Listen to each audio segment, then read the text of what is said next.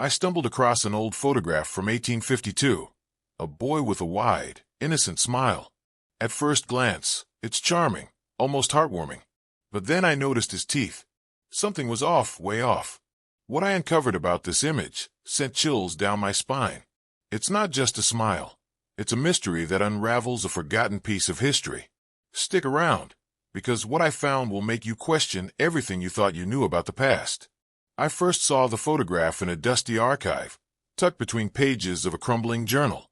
It was a daguerreotype, one of those early images that feel like a portal to another time. The boy, maybe 10 years old, stared directly at the camera. His smile was bold, almost defiant, for an era when smiling in photos was rare.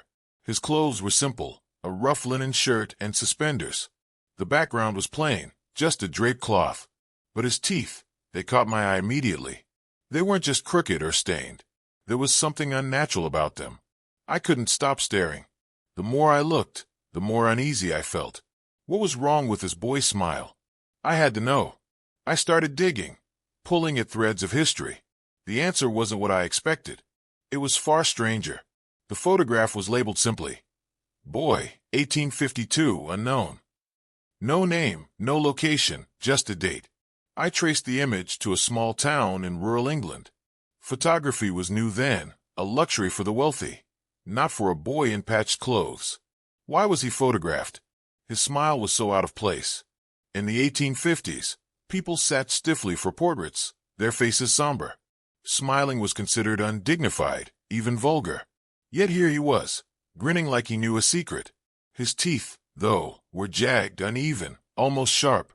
I thought maybe it was decay or poor hygiene. But the pattern was too deliberate. I needed to understand the context. I started researching dental practices of the time. In 1852, dentistry was a grim affair. No anesthetics, no electric drills, just crude tools and brute force. Tooth extractions were common. Fillings were rare and risky. People often lived with rotting teeth or had them yanked out by barbers. I found records of tooth carpenters, men who carved false teeth from wood or bone. The boy's teeth didn't look like that, though. They weren't replacements or natural decay. They were filed, almost like they'd been shaped on purpose. I came across an obscure reference to a local custom in that town. It mentioned rituals, old traditions, but the details were vague. My stomach churned as I read. Was this smile hiding something darker? The town, I learned, was steeped in folklore. It was a place where old beliefs clung like damp moss. Villagers spoke of marking children for protection, or something else. I found a journal from a traveling doctor who visited in 1851. He described a boy with altered teeth, said it was a local rite. The doctor didn't elaborate, but his tone was uneasy. He wrote of whispers, of families who believed in offerings to unseen forces. I couldn't believe what I was reading. Was this boy's smile part of some ritual? I needed to see the photograph again. I returned to the archive, my hands shaking. The teeth looked sharper now, almost predatory. I started comparing the boy's teeth to other records. In some cultures, tooth filing was a rite of passage, but not in England, at least not officially. I found a mention of a secretive group in the region, a sect that practiced strange customs. They believed in binding children to the land. The details were scarce, but one word kept appearing: sacrifice. My heart raced as I pieced it together. Was this boy marked for something terrible? His smile no longer felt innocent. It felt like a mask. I had to know more about this sect. I dug deeper, chasing fragments of stories. The sect, called the Order of the Hollow, was barely documented. They were farmers, laborers, ordinary folk by day. But at night, they gathered in secret. Their rituals were tied to the harvest, to ensuring the land's fertility. I found a letter from a priest who called them heretics. He mentioned the marking of the chosen, but didn't explain. The boy's teeth matched descriptions of these markings. They weren't just filed, they were carved with precision. Each tooth had tiny notches, almost like runes. I felt sick imagining the pain he endured. Who would do this to a child? And why? I tracked down a descendant of a family from that town. She was reluctant to talk, but I pressed her. She said her great-grandmother spoke of the smiling ones. They were children chosen for a purpose no one dared name. The teeth were a sign, a way to mark them as different. She wouldn't say more, just shook her head and closed the door. I was left with more questions than answers. The boy's smile haunted me. Was he proud of his role, or was he scared? I couldn't shake the image of his face. I needed to know what happened to him. Back at the archive, I found a ledger from the town's church. It listed baptisms, marriages, and deaths. There was no record of a boy matching his description. It was as if he'd vanished. But there was a gap in the records for 1852, pages torn out. Someone had tried to erase something.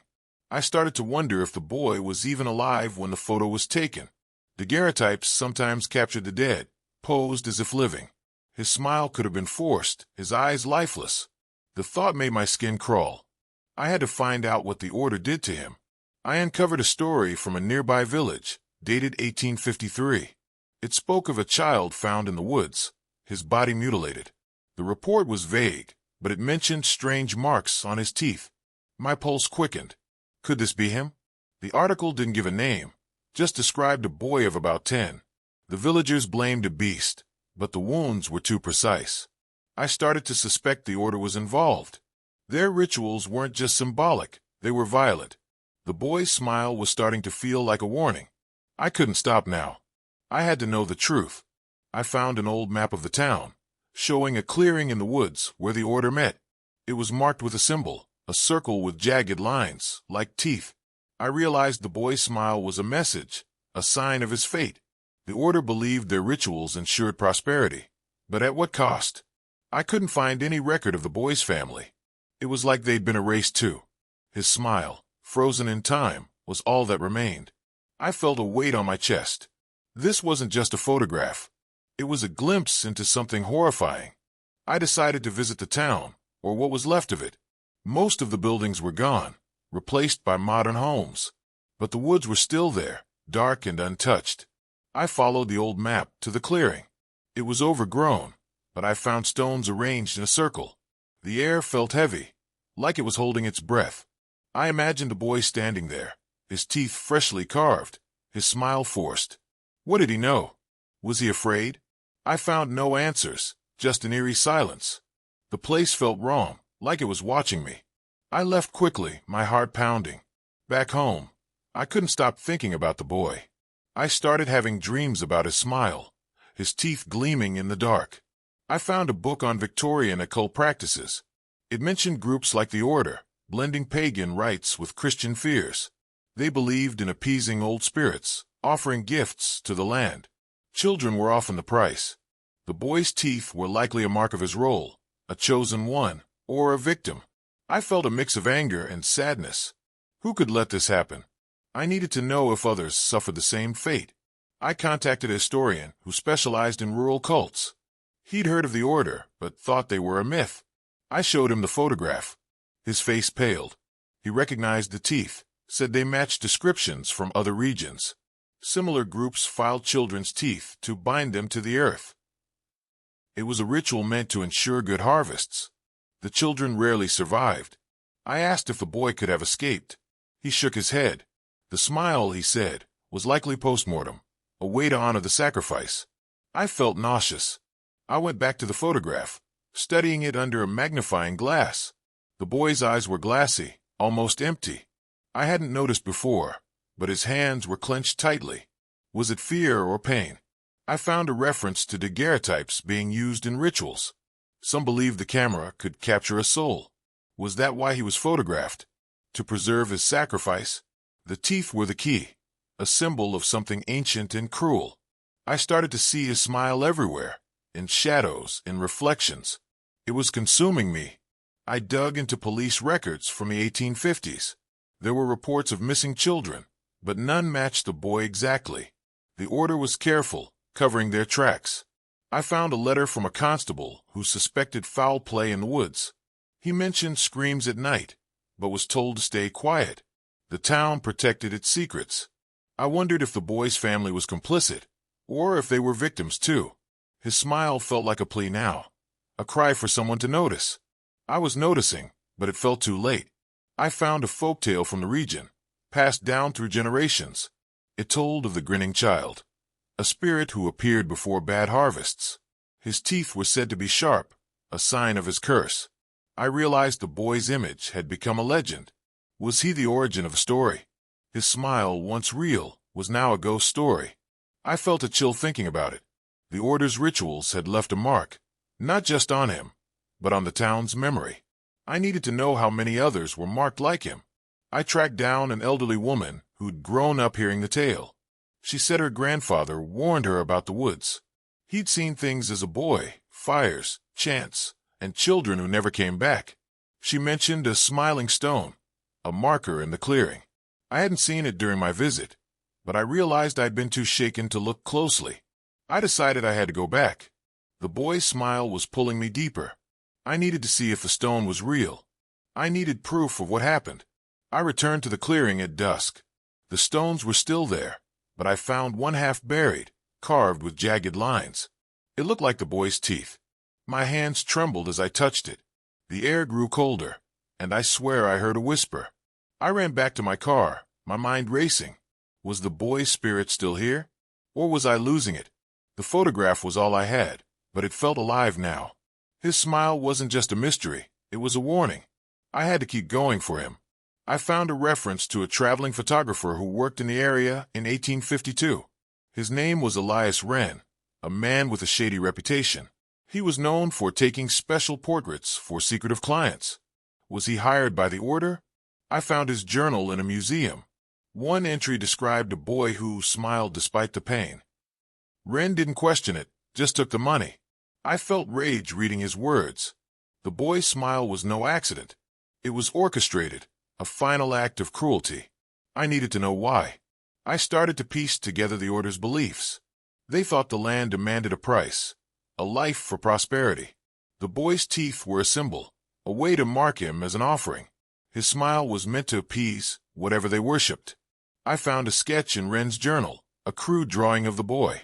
The teeth were exaggerated, almost monstrous. Was this how they saw him? Not as a child, but as a tool. I couldn't sleep anymore. His smile was in my head, a constant reminder of what I'd uncovered. I decided to confront the historian again. I showed him the stone's photograph.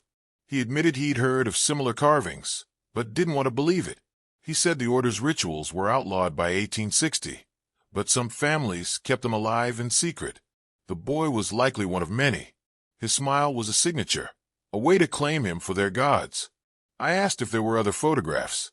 He didn't know, but said the Order was meticulous. They documented their chosen ones.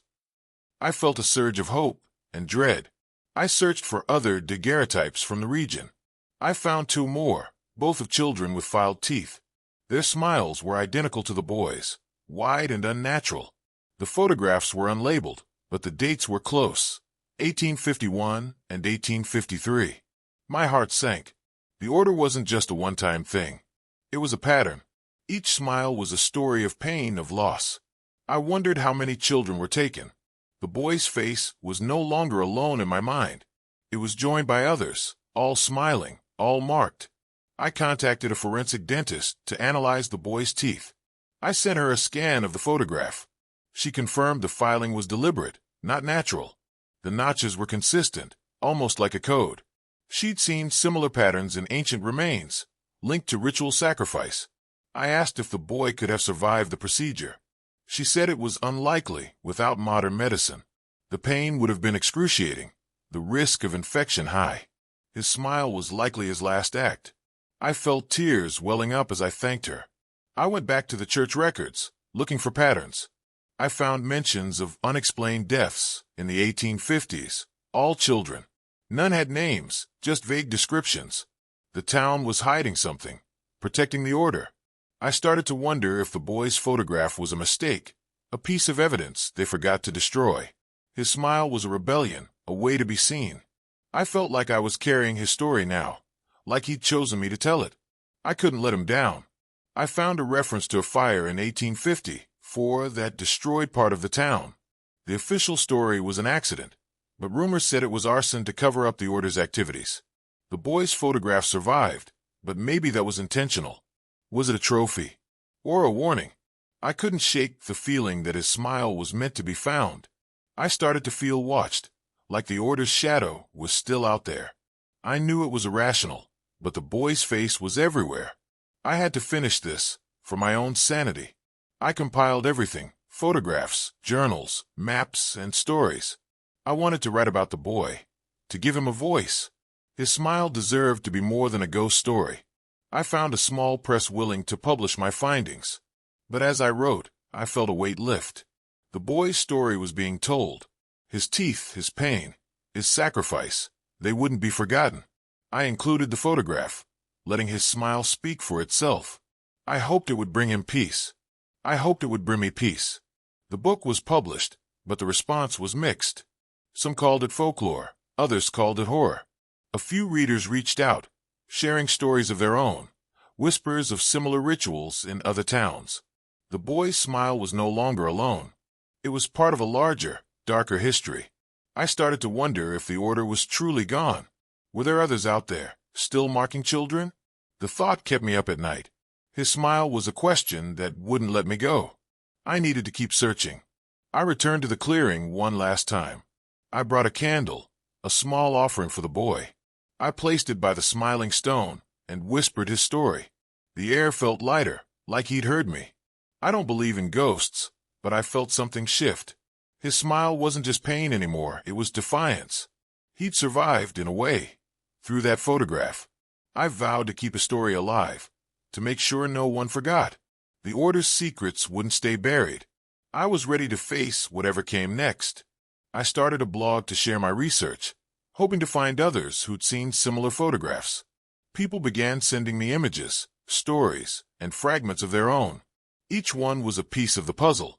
The boy's smile was a thread connecting them all. I realized this wasn't just about him. It was about countless children, lost to forgotten rituals. His teeth were a symbol, a cry for justice. I felt a responsibility to keep digging, to keep telling their stories. His smile was my guide. Now, I'm asking for your help. If you've heard of the order, or seen a photograph like the boy's, reach out. His smile deserves to be understood, not feared. I'm still searching, still chasing the truth behind those teeth. The boy from 1852 is more than a mystery. He's a reminder of what we've lost. His story isn't over. Join me in uncovering the rest. Subscribe to my channel, share your stories, and let's keep his smile alive. Together, we can make sure he's never forgotten. If this story gripped you, if the boy's smile haunts you like it haunts me, don't stop here. Subscribe to my channel for more forgotten histories, 16:23:46 histories, more mysteries, and more truths waiting to be uncovered. Share your own stories or leads in the comments. Let's keep digging together.